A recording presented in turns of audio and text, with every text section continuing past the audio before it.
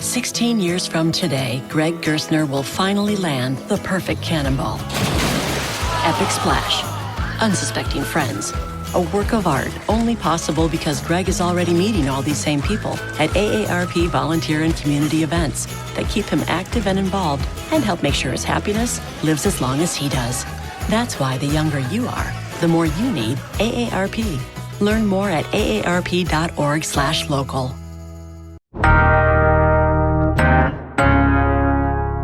Today on CityCast Houston, could the fate of Mayor John Whitmire be decided by Houston voters? I talk with one of the leaders of a grassroots group working to recall the mayor. It's Monday, April 21st. I'm Raheel Ramzanali, and here's what Houston's talking about. All right, I want to welcome in Alejandro Alegria of Recall Houston. This is a group that's focused on getting Mayor Whitmire out of power. Alejandro, welcome into the show. How are you?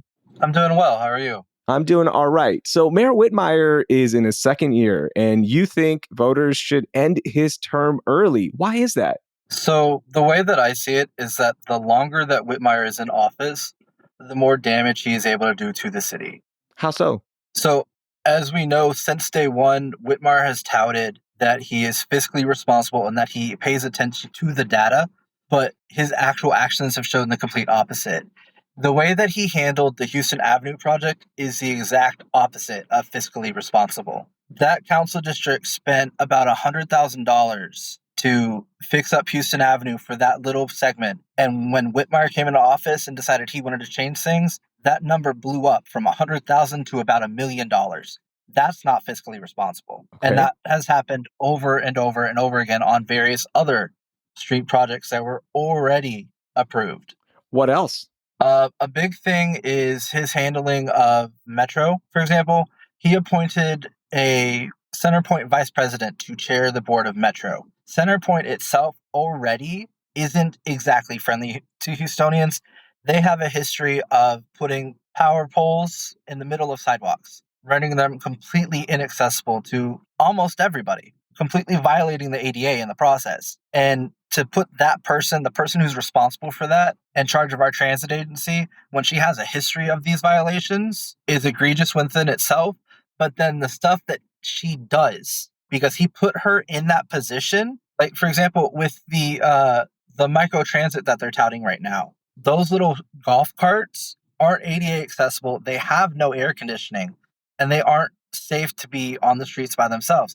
That was a decision that she made that he is helping her push through. And by the way, that micro transit carts that you're talking about, they're being used in a lot of neighborhoods in, 3rd and 5th Ward, if I'm correct. And, they're more like a neighbor golf cart ride app share where it's like, hey, come pick me up. I need to go to a grocery store instead of taking a big metro bus or using the smaller transportation vehicle. So just wanted to explain that for listeners who don't know. Is there anything else that comes to mind on why you want to recall Mayor Whitmire and get him out of power? A big one for me personally, going back to the finances is, and I want to preface this by saying I'm not against firefighters or our first responders or the police getting paid what they need to be paid. I am all in favor of that. All of us are. The problem is that there is no way for the city right now to handle that and for the city to stay financially solvent. The city already wasn't financially solvent when Turner left the mayorship because the city was relying on COVID funds to patch up parts of the budget. And Whitmire is just driving that financial divide more and more by every single action he does. Yeah, the city is now facing about $220 million in the red. That deficit, it was as high as $330 million, but there was that lawsuit with the streets and drainage program that was settled, and the mayor worked out a payment plan to get those funds back into those projects last week. So that number is now down to about $220 million, and fiscal responsibility is a huge thing. Another thing that is very big, I feel like anytime something like this comes up, right, where a group wants to recall the mayor and get him out of power, is communication. Have you had a chance to talk to Mayor Whitmire and, air your grievances out and express how you feel? What's that been like? I'm actually really glad that you brought that up. One of the other steering committee members for the PAC has reached out on behalf of the PAC to Whitmire's office. And on both occasions that we've reached out directly, we've gotten outright rejected by the mayor's office. The steering committee for the PAC, you mean the Recall Houston Political Action Committee? In previous articles that have been held by other news stations, the mayor's spokesperson said that the people behind Recall for Houston are more than welcome to meet with the mayor, and we look forward to working with them. And then they follow up with, oh no, we actually don't have time. We're not going to talk to you. We're not interested. Wow. Whitmire has called people that don't agree with him as special interests, and even going as far as to paint people that don't agree with him as not Houstonians, people that don't live here, people that don't matter. This seems to be a problem with Mayor Whitmire when it comes to not only hearing from citizens, or as he calls it, as you mentioned, special interest groups, right? But also with just organizations. Like we did an entire episode earlier this year about how some organizations like Airlines Houston, right? They're having a hard time meeting with the mayor and getting FaceTime with him. So this seems to be a continuing problem. And I can sense that frustration is boiling over for you. And, you and a lot of people want Mayor Whitmire out. Before we move forward, you got to explain this to me because I'm not sure how this works. What is the recall process? Walk me through this. Okay, so the process for recall, it starts with us collecting, at minimum, about 64,000 signatures within 30 days. Whoa. Yeah. Comparing that to the Fair for Houston, they had about 3 months to collect the requisite number of signatures needed. And for a proposition, it is much, much lower. I believe it's about 1/3 the amount of signatures that we are required to collect for the recall. After we collect those 64,000-ish signatures, we then have to make sure that every single one of those signatures is valid before we submit it to the city secretary. Once we submit it to the city secretary, she goes through that petition, make sure that all of them are valid, that they're registered voters in the city. It then goes to the possibility of Whitmire objecting to it. He has about a 5-day period to object to the petition and come up with a way to say that it's not actually valid, or just argue against it in general. After that, it goes to city council. And once city council gets the petition, all the signatures are valid, and it's gotten the stamp of the approval from the city secretary, city council has to set up a vote. The way that it works with Texas law is that the special election falls on the closest election day. So if we got the signatures turned in by the end of June and the entire process was followed where it goes through the city secretary, city council, all the various little ins and outs that have to be done through first before the election can even be set up, the soonest that the election would be held is in November. Yeah, there's a lot still, that has to be done. And by the way, Fair for Houston, that's the grassroots group that collected signatures for a ballot measure for Houston to have more representation on a regional planning council. Now, speaking of voting, Alejandro, what if voters say, yeah, we're done with Mayor Whitmire, we want him out? Who takes his seat? So that's very much up for debate. While it is going to be a special election for the mayorship, as a political action committee, we're hoping to sit down with everybody that's gunning for it and interview them one-on-one, figure out where everybody stands, and then actually endorse a candidate if that candidate meets the bare minimum for us. Mm-hmm. Alejandro, this seems like it's a long shot. Okay, this is going to be something that is going to be hard to do. Just, immediately, those signatures, 63 to 64,000 signatures. I could even hear it in your tone. Like, that is a tough task. Mm-hmm. How are you going to get this done? So we're hoping to use a mixture of paid canvassers and volunteers, as well as going door to door to help collect some of these signatures in the most affected areas, like Montrose, along Shepherd Durham, along Heights with the bike lane removal, 11th Street. So we're hoping to hit the areas that Whitmire has decided to pick fight with. Mm-hmm. And then another method that we're hoping to do is, if there's events at Shell Stadium or NRG in downtown, we're hoping that we can get people out there to collect these signatures. just like going to like heavily used transit centers like Fannin South or the Downtown Transit Center, even North Line, like going to places that people frequently go to. Yeah. And then also about like other political meetings where we have allies, potentially like neighborhood meetings where we can talk to people, just see how they're going. So just stuff like that. Stuff like that. And, it is going to be a tough task. And this is something that is very important to you. And like you, there are a lot of Houstonians who are frustrated with street conditions, housing costs, and crime as well. And this is according to a recent poll. But in that poll, there was also a number that stood out to me. 59% of Houston voters do approve of Mayor Whitmire. Do you think there's enough people who are going to be for this? I do. In my personal opinion, I believe that not everybody that is for him knows exactly what's going on. I live in Uptown, for example. I don't exactly know what's happening in the East End unless I pay attention and I seek out that information. Houstonians aren't super close to their neighbors, but when we do see injustice, we decide to tackle it. Yeah. And that's exactly what we're doing right now.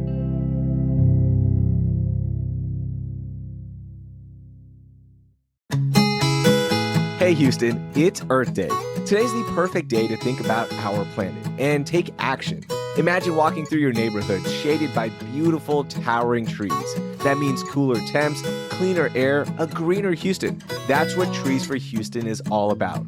For over 40 years, Trees for Houston has planted and maintained over 880,000 trees across the city, making Houston a greener, healthier place. And on Earth Day, there's no better way to give back than by helping plant the future. Want to make a real impact? A donation to Trees for Houston means more trees, more shade, and a healthier city for future generations. Every dollar helps. Even $10 can make a difference. In fact, I donated on behalf of my family, and let me tell you, it feels great. Celebrate Earth Day with a gift that keeps growing. Visit treesforhouston.org to donate today.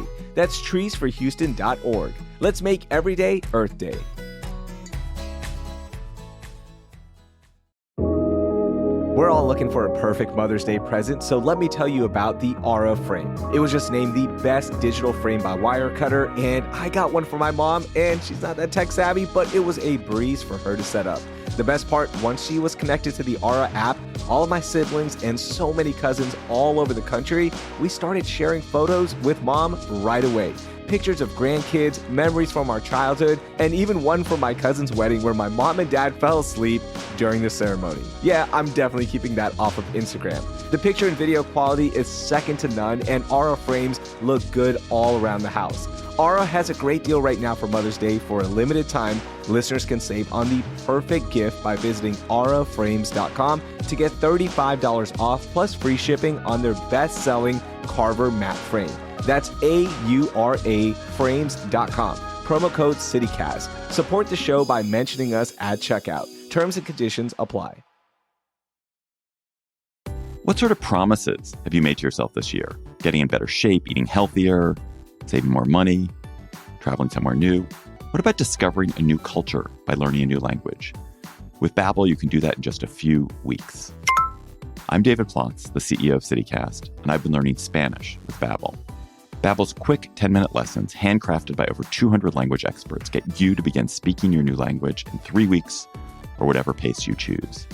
And because conversing is the key to really understanding each other in new languages, Babbel is designed using practical, real-world conversations. The Spanish I learned on Babbel really helped me on a recent trip to Mexico City, ordering in restaurants, shopping at the textile market, cheering on at the Lucha Libre, and I've been keeping it up since I got home.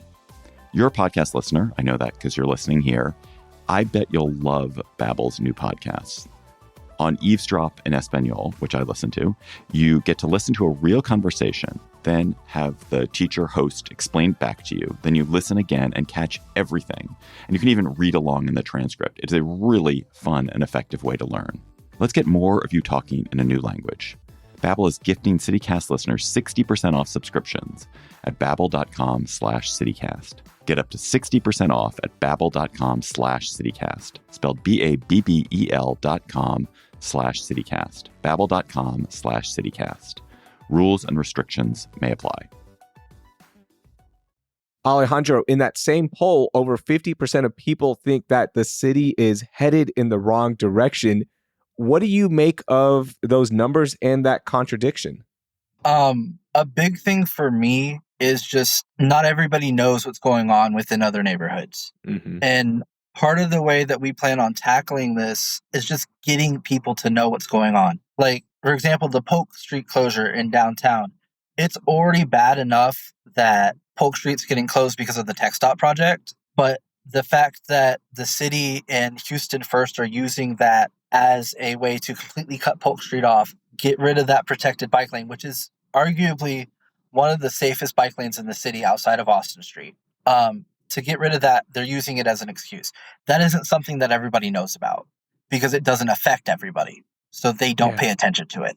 I feel like it's partially our responsibility to pay attention to what's going on in the city. Most people don't pay attention to what's happening in other neighborhoods. Mm-hmm. I do because I care. But part of what we're planning on doing is setting out like flyers and leaflets so that we can actually educate people to what's going on. Because when people find out what's going on, it incenses them, they get pissed off, and it turns them against the mayor. By the way, Mayor Whitmire has commented on Recall Houston. I'm going to ask you about that in a second, but I have one last thing when it comes to the voters here in Houston, right?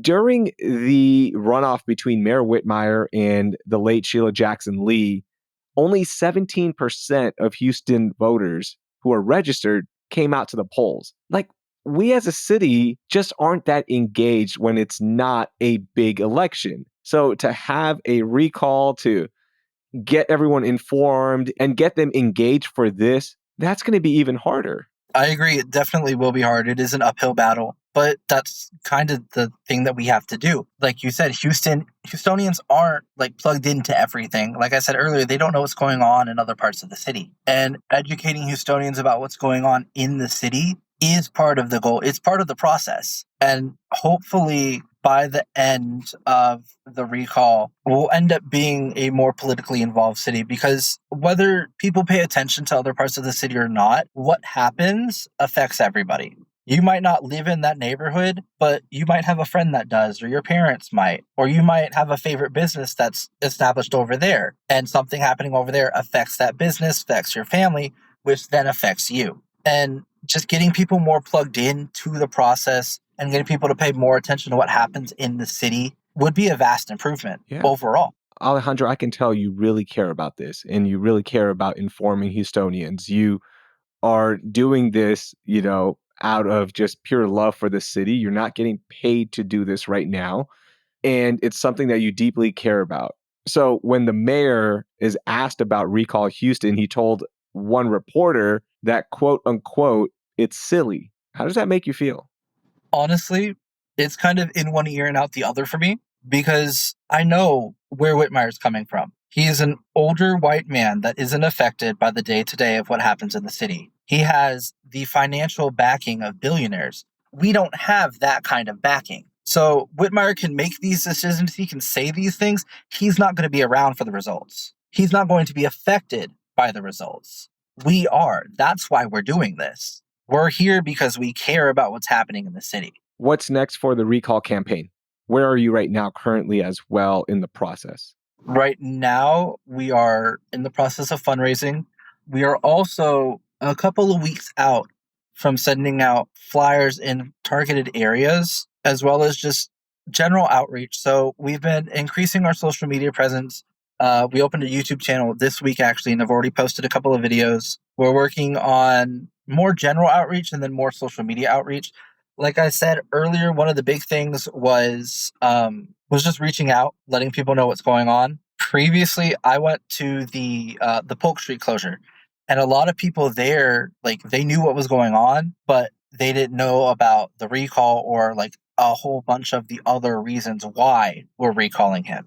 Because for us, it's not just about bike lanes. So we're hoping to actually educate the people why we're wanting to recall him, whether that's through pamphlets, postcards, if we're going door to door, putting door hangers, or just even handing out flyers at the library or at City Hall. Since you launched Recall Houston and started getting the word out, have any other elected officials, I'm thinking city council members or anybody else, reach out to you and give you some support?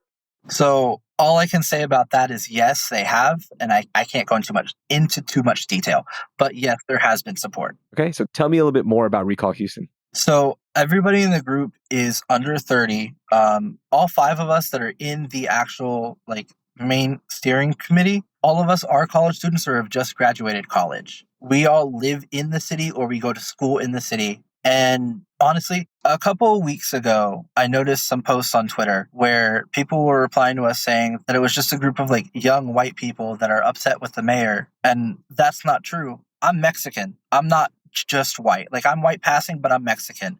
One of my friends who is leading the group, she is white, but some of the other guys in the group are other people of color. So it's a group of young, diverse people that love the city, that want to see the city get better, and are just frustrated with the direction that the city is going because of the mayor. Alejandro, thank you so much for taking some time out and sharing more about Recall Houston and what you're doing right now. I appreciate you joining me on CityCast Houston. Thank you for having me. I appreciate it. That was Alejandro Alegria of Recall Houston. You can learn more about them with the link in our show notes. So how are you feeling about Mayor Whitmire and the direction of the city? Share your thoughts with us via the contact info in our show notes so I can read those on a future episode. Speaking of sharing, do me a favor and share this episode with 3 of your friends who live in Houston and tell them to subscribe to the show as well. Please drop us a rating and review wherever you're listening so other Houstonians can find the show. Want even more Houston news, history, happenings, and more? Subscribe to our daily newsletter, Hey Houston, with the info in our show notes. Thank you. That will do it for today. I'm Raheel Ramzanali. Thank you for listening, and I hope you learned something new.